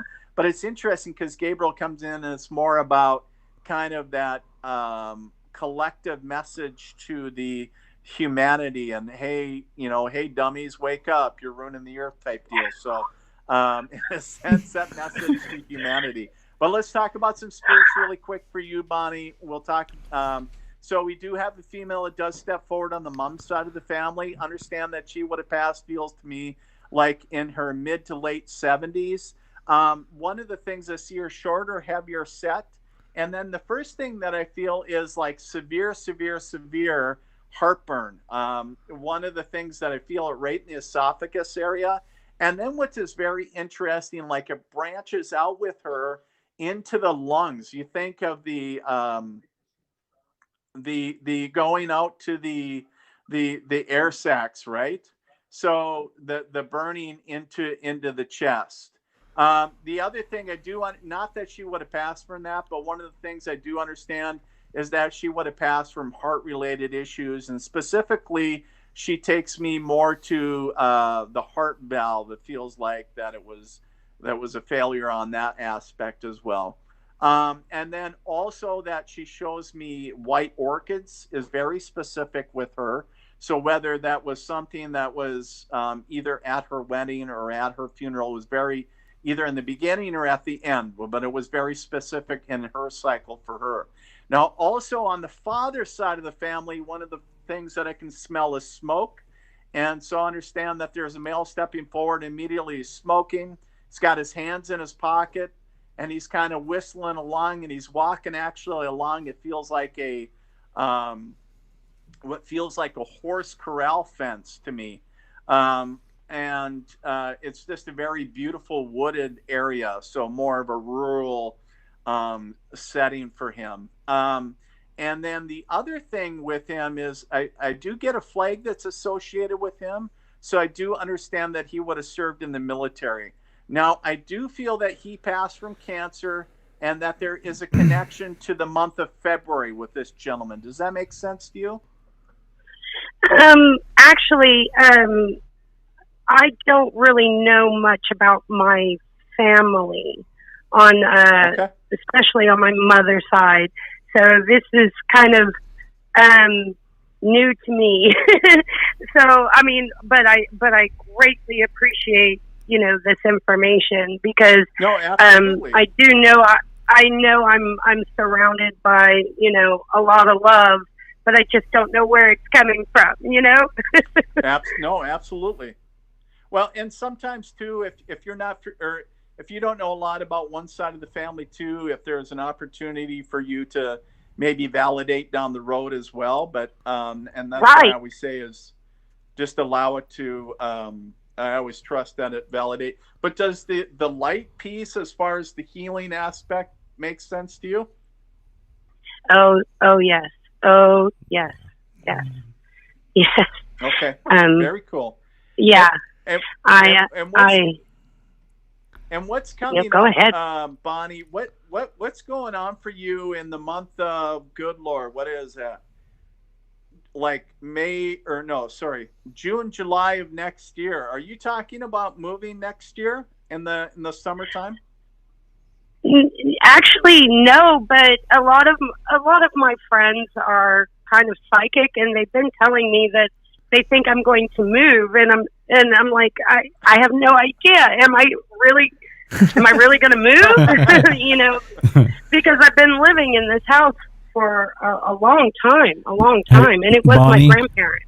Bonnie, you can't move until we do the UFO live stream, okay? Oh. Well, they follow me. Oh, okay, so. Good. But that's actually around the time that Keith and Garrett are going to come here. Oh wow! Okay. Or that's what we're talking about. So. Okay. Yeah, Dean, what she's talking about is we're doing a live stream. I don't know why no one's thought of this with her, because she can bring UFOs. We are going to bring some very high-priced cameras out to her place, do a live stream, and film these UFOs. Very cool. That would be very cool. Yeah. That's be very cool. Okay. But just so you know, to validate something that you had said about the Arcturians, I had actually had a reading like a few months ago, and I was told that one of my guides is an Arcturian, and it's a female, and she's been, kind of working with me. So, and okay, very cool. that kind of blew my mind. Wow, that was amazing. Cool. That was amazing. That was amazing. Cool. All right, Bonnie, get off here. I got things to do. Okay. All right. Well, thank you. Thank you very, very much. We love you, Bonnie. I really appreciate it. Thank you. I love you guys too. We love you, Bonnie. Bye-bye. Thank you. See you soon. Bye. Bye-bye. Wow. When you were giving that reading, because I know a little bit about her history, and yeah, we had a pre-interview, and you nailed it a couple. Yeah, I just validated you that you nailed it. So the white and gold light got me. So cool. Okay, so Garrett, you go first. Okay. Garrett. Yes, Dean. All right. You ready? Yeah, this is my first reading ever. Really? Yes. No pressure then, right? Yeah. So, all right. So a few things for you, Garrett. So you got to actually, yeah. Okay. So just making my Etch-a-Sketch over on my end. So a few things come in for you, Garrett. So one of the things I want to talk about is, and this is Dean's language, but how long you've been having those funky dreams, because Archangel Metatron's coming in talking about you having some pretty visceral dreams. You've been having some out-of-body experience or some like real visceral dream states? I have in the past, not so much lately. Yeah. And the thing about it is, my wife has some pretty vivid dreams and everything like that that she often calls to. But when I dream hard. Okay, yeah. So, because one of the first ones that came in was Archangel Metatron, and talking about, and anytime that happens, I know that Metatron, at least for me, is associated helping folks in that dream state, right? And so whether it's remote viewers, the astral projectors, different people having spirit visitation and dream state, different things. And I always say just having funky dreams, because, they're real vivid and they can be very visceral. And And then you also just have Archangel Michael in the background, giving just an overall arching support of protection. It feels pretty solid there. And then, of course, Archangel Raphael. And it's interesting because Archangel Raphael surrounds himself, or going more to the right arm. Did you jack up your arm recently, or your forearm? No, I got some cool tattoos though. No, this is like an injury, kind of going to a like either an elbow or forearm, something. Mm-mm. But okay, could be coming. Whether it's old or no, I do have a broken right foot that I got to get a screw put in, but okay. Hell, I can do that for you. This, and this was referring to an arm though. This wasn't the foot, but. So, and it's not a premonition either, saying, "Oh, great, now I'm gonna go out and get jacked up." Wait, you know what? No, actually, it's funny you bring that up. I did. I was having a lot of pain in my right neck and shoulder and elbow area, and I couldn't figure out what it was. And what it was I was trying to. I felt like talk on the phone and hold babies, because you know how often I'm on the phone, Keith. Right. So you notice what I did was I got those earbuds. Yeah. And it completely changed everything. I was getting to the point where I couldn't even pick up the baby. I couldn't pick up the baby. It was hurting so bad. So that's crazy. Really? Yes, Interesting. that is interesting. Did you go to the chiropractor and get adjusted? I didn't, man. I just figured I was trying to reverse engineer what the heck's causing this, and then so I made the switch. I'm on the phone a lot for my work, and so instead of having my phone here and doing all this stuff, I ended up and I always use my right ear. I can't really hear out of my left ear that well. So, man, that's weird. Okay. So let's talk about some spirits coming in for you. Yeah. So you do have a male that does step forward on the mom's side of the family. Understand that this gentleman feels like he would have passed in his 60s. I almost want to say he was in the, I want to say 62, 63. See her shorter, heavier set, and then most of the time I kind of see him with just a short sleeve cotton button-up shirt, the older style with the pocket on the almost like a dress shirt style. Yes. See him with glasses. Okay. And oddly enough, what I smell with him is I see him with his nose was kind of stubbier, right? It was kind of a fatter nose. And he had a chubbier face. So it was always he had what I would call the alcoholic's rosacea. So with his nose was really kind of red. His cheeks are kind of rosy. And he actually smells like a cross between whiskey and aqua velva. I know that sounds so weird, but it's so specific. So... that's really weird. And just really funny. He had a great sense of humor, but he was a drinker, and that was him. He was always and oddly enough, what I see with him is I don't know why it's specific, but I see a flatbed truck. Now I asked if it was a semi or something, if he hauled things, but I feel more it was a pickup conversion to a flatbed. Okay. And so whether he was maybe worked for somebody that towed or what, but a flatbed conversion. Does that make sense to you? Yeah, it really does. You said on my mom's side, but my papa died in his lower 60s, and he drove trucks. And he was known for his rosy red cheeks and his nose. And cool. And in fact, what's crazy is his middle name was Rudolph, and because he's German. Really? And he always hated it because of the red nose and and so and he did have a great personality. He wasn't necessarily a drinker, but it was funny because I was telling my dad recently that I would go to his house. I called him Papa, and I worked with him. And so even when I worked with him, he always had trucks and pickups and stuff. But one day I went home and it was 3:00 in the afternoon. I have never seen my grandparents or my parents drink ever. And he's just sitting there drinking a big ass Budweiser. and eating peanuts and watching a baseball game. And I was like, hey, this is really weird, Papa. And so, but he always wore cotton. He always wore his shirt with the pocket and had the red cheeks and everything. So that's interesting. Okay. That's cool. So, and I also got to ask, like, there's also a male that kind of steps behind you and at an angle, Garrett. Okay. And understand this gentleman would have passed rather young. It feels like he was about 23 when he died. Oh, man. And feels like he ended up committing suicide. Now, interesting with him is I keep on tasting like skull associated with him. And then also there was something about like totally he's big into like older muscle cars. So like the, like you think of, oh Lord, I'm thinking like 60s, everything. Really loved his cars, especially muscle cars, right? But the other thing is talking about that.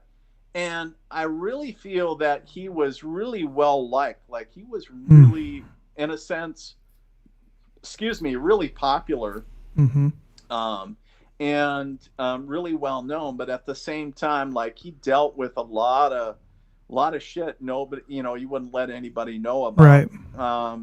And then there was something I don't know if because I was asked. He keeps on talking about a little girl, and talking about I don't know if he was married and got divorced or if it was just his girlfriend or what.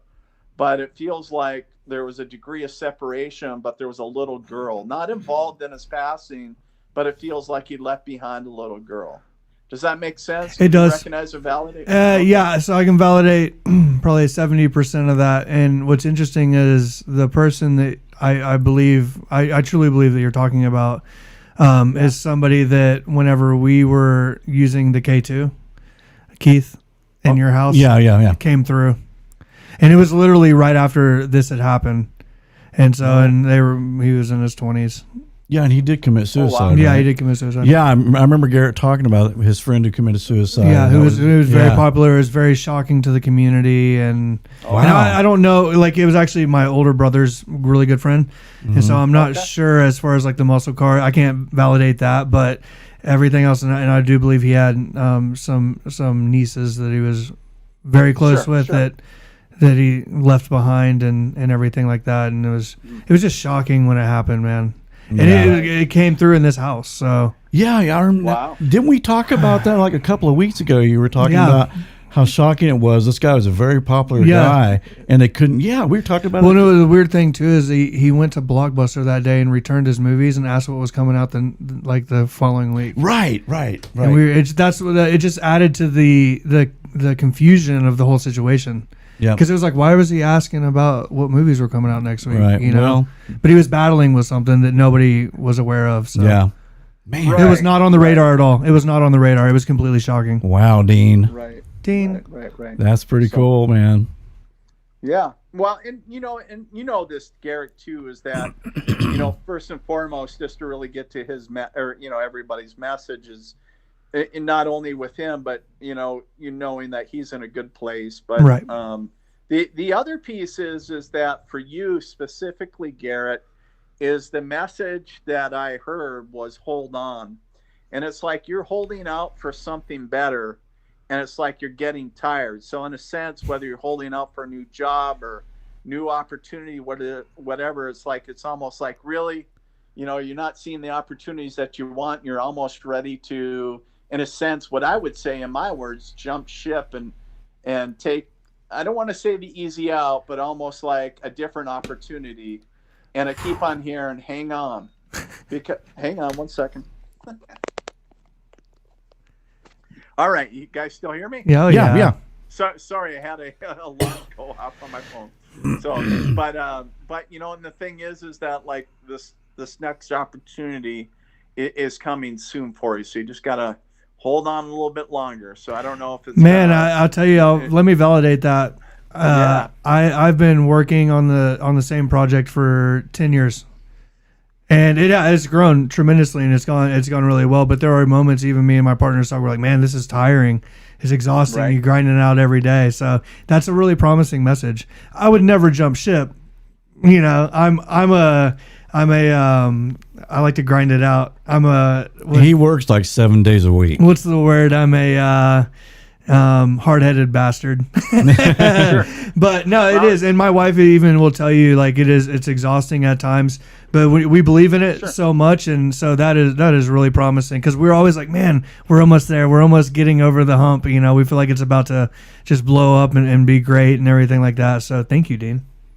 Yeah, you bet. You really touched on something there. That's awesome. Yeah, because you have worked so hard on that business, and I mean, but but just as me watching it grow, it's getting bigger and bigger and bigger. It doesn't stop. That's kind of the grinding part of it, though. It's like it's getting bigger, and then like a tornado blew our gym away. It's like getting bigger. Yeah, and we bigger. had a tornado that came through Dean and just took his building The away. only building in the community. And then so we rebuilt it, and then we moved into a massive new facility that's like 50,000 square feet.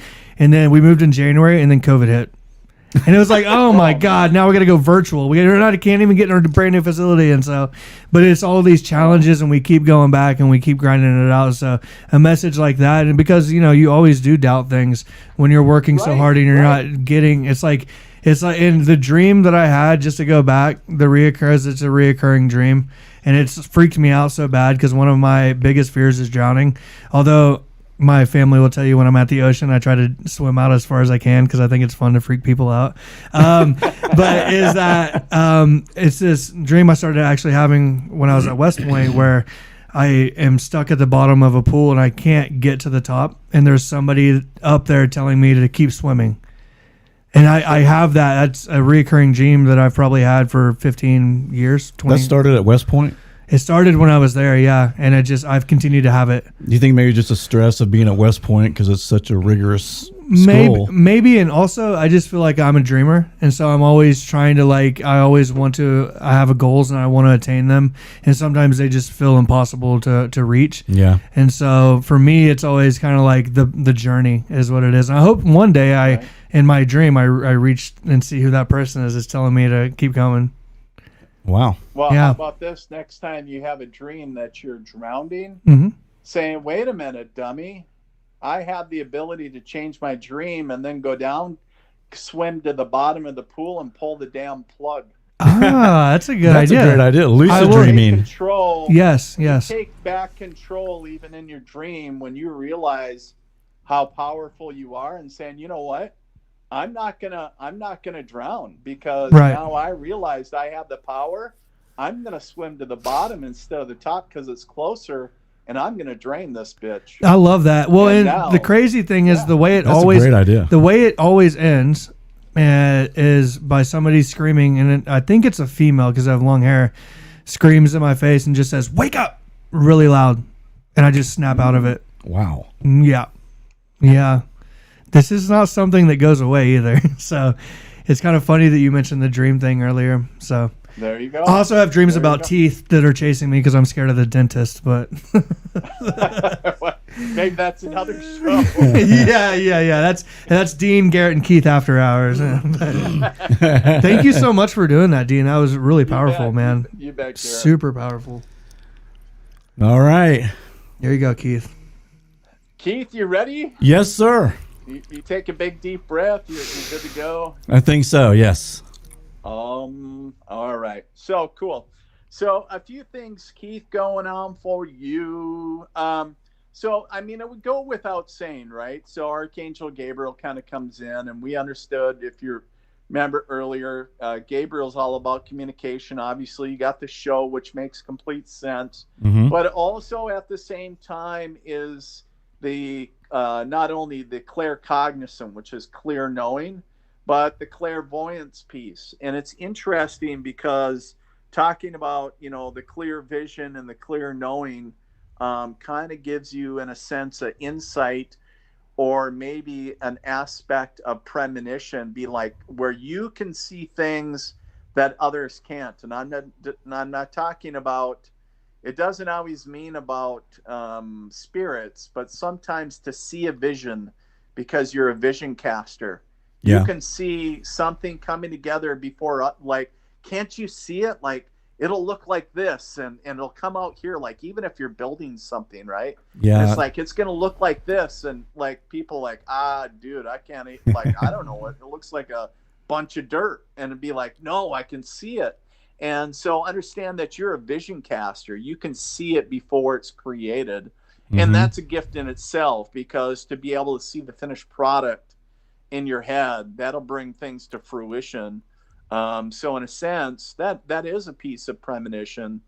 You're starting to see, that, the possibilities of what it can be. Yeah, it's kind of like this show.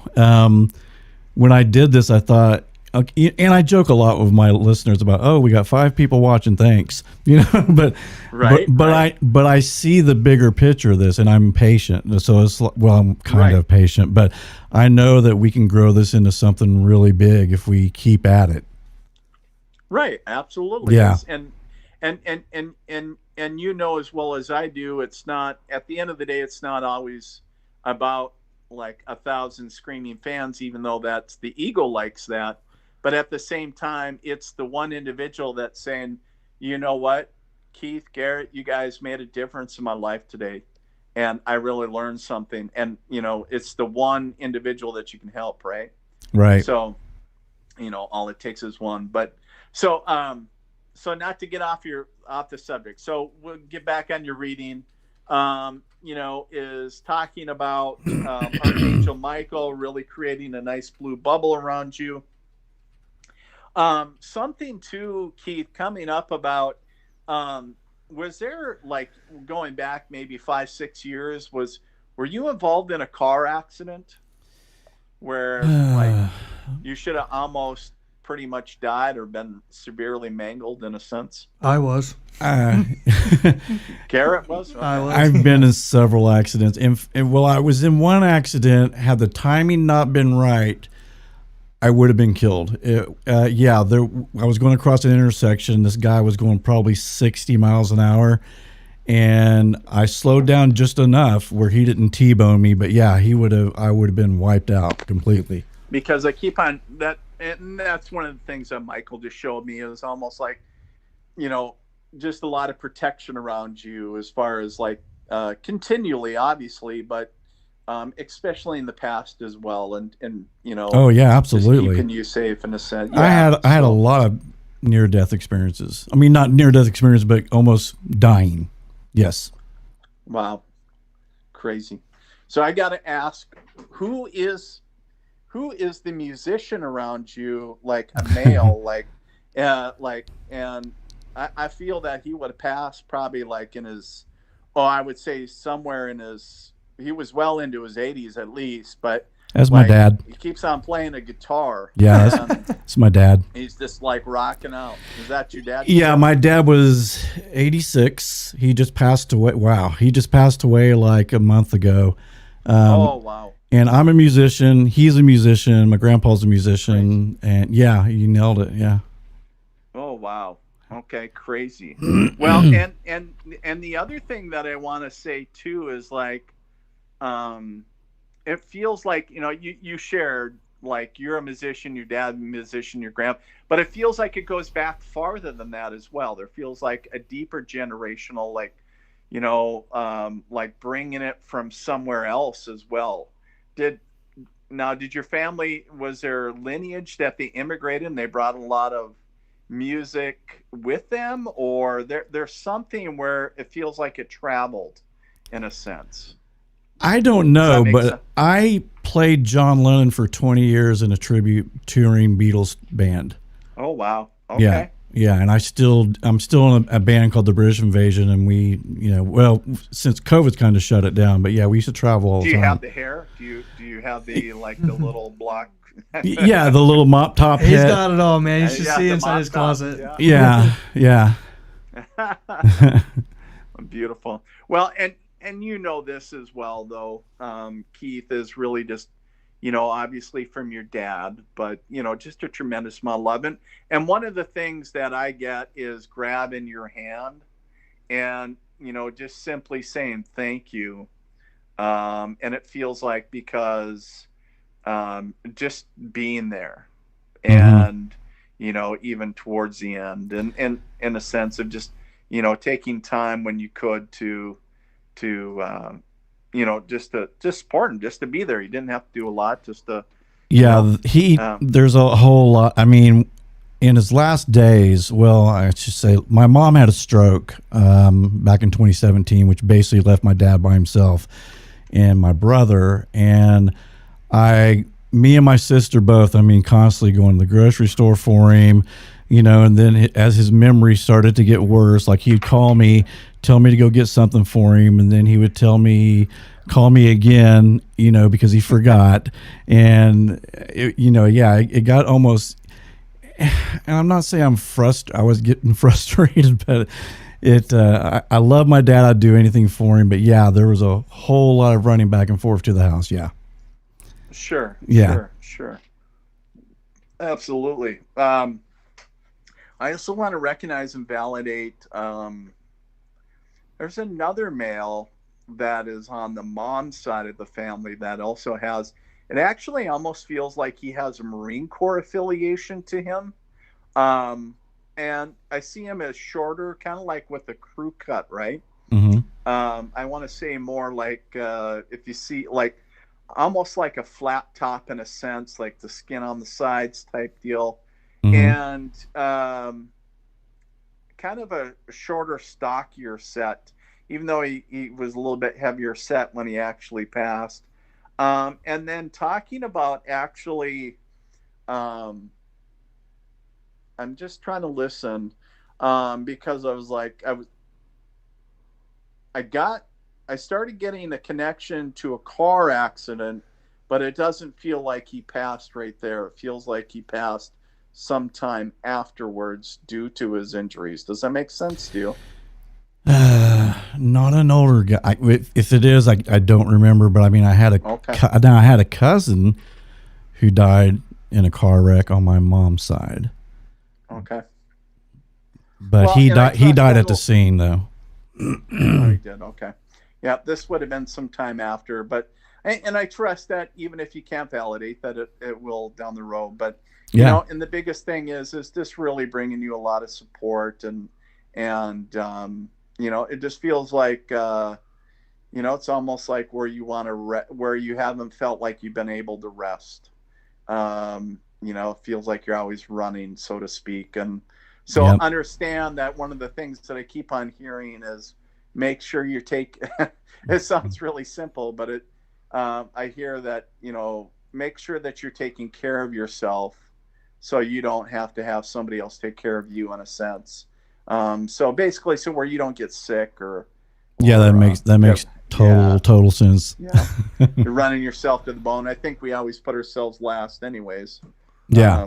Yeah. Right. So, but beautiful. Yeah. That was awesome. That's remarkable. Wow. So it has my dad has crossed, right? He's not hanging around. Did you get that feeling? What's that? I was going to ask you, my dad who came through, he's the musician playing guitar. He has crossed, right? Yes. Okay, good. I don't feel him connected to the earth plane. And usually one of the things that when I do readings, I always make the intention that I only communicate with those that have crossed over, because typically anybody that is earthbound that I found has a denser vibration. And if I'm going to work with them, typically that's to get them to cross over. So I'm really deliberate on where I connect to people or spirits, and saying, well, I'm not just going to sit down and chat with folks that are denser energy in a sense, somebody that hasn't crossed over. Yeah. Hey, I got a question for you. And actually, somebody brought it up in the chat. So I have a twin brother who he has hydrocephalus, and so we've never been able to communicate. And actually, Pam was asking this, like, so when in that circumstance, are you able to feel that kind of energy, like from my twin brother or anything like that? Like if he were here, does that make sense? Great. So can you do that? Absolutely. Have I done that? Not, I have, but not, it was through a modality. I had a friend that developed a modality called Trailblazing Communication Systems. And originally she designed it to communicate with animals. Then she designed it to communicate with those that have deceased, or, people that have died, deceased, or people that are still living that can't verbally communicate. Oh, because interesting. she started noticing all these kiddos and adults that are nonverbal. And so she was like, how do you communicate with these people? Why can't there be a energy modality out there? And so, yeah, is there a way other than, yeah, there is. But, and I have, but only using that modality. That's really interesting.